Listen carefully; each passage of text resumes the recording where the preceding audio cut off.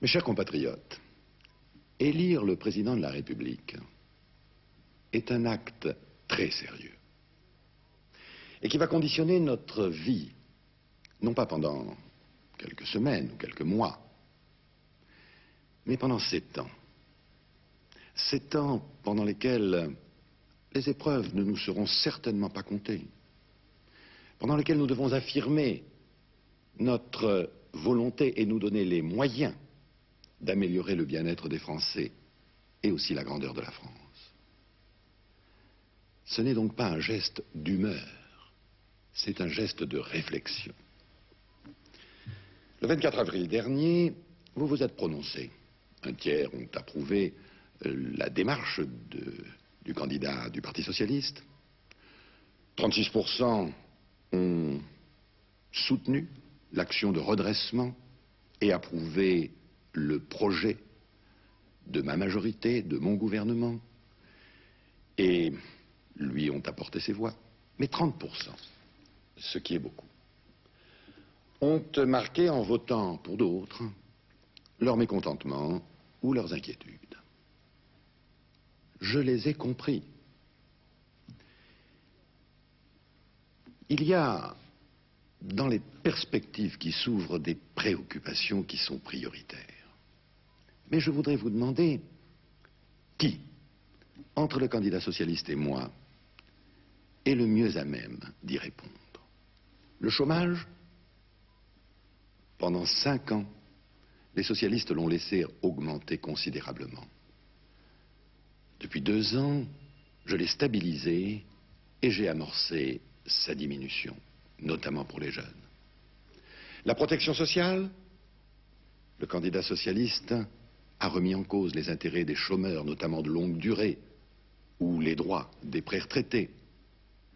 J'ai redressé la situation financière de la sécurité sociale.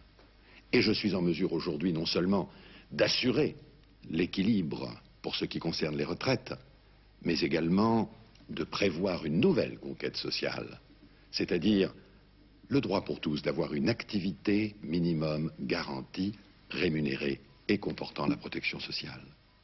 La sécurité, je n'ai pas besoin de développer la situation laissée par les socialistes et le redressement amorcé par mon gouvernement. Il en va de même pour l'identité culturelle, la lutte contre l'immigration clandestine, ou pour l'éducation et la formation, ou après une période de diminution des moyens. Nous avons engagé l'effort nécessaire et l'ouverture vers la vie économique de notre système d'éducation et de formation. Je pourrais multiplier les exemples. On ne peut pas se prononcer simplement sur des mots, sur le flou d'un propos qui veut tromper tout le monde. Il faut aussi juger à partir de ce qui a été fait, et donc des compétences, de la capacité de chacun à répondre aux difficultés du temps présent. Demain, il faudra gouverner, et vite. Nous n'avons pas de temps à perdre. Si le candidat socialiste était élu, il n'a pas de majorité. Il faudrait dissoudre l'Assemblée, entrer dans une nouvelle période de consultation nationale pour élire les députés, dans des conditions qui, on le voit bien aujourd'hui, risquent de conduire à certaines formes d'aventure, et en tous les cas, de fortes incertitudes et de paralysie des pouvoirs publics. J'ai une majorité. Je peux nommer un gouvernement et engager immédiatement, dès le lendemain de l'élection, la politique de redressement qui s'impose pour faire demain de notre pays une France plus juste, plus solidaire, plus généreuse à l'intérieur comme à l'extérieur.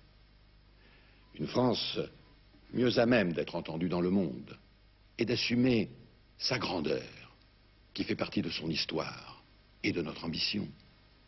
C'est pourquoi je vous demande de réfléchir à 2 fois avant de vous exprimer, avant de décider dimanche prochain et d'apporter votre suffrage à ceux qui, dans des conditions difficiles, pendant 2 ans, ont amorcé le redressement de notre pays.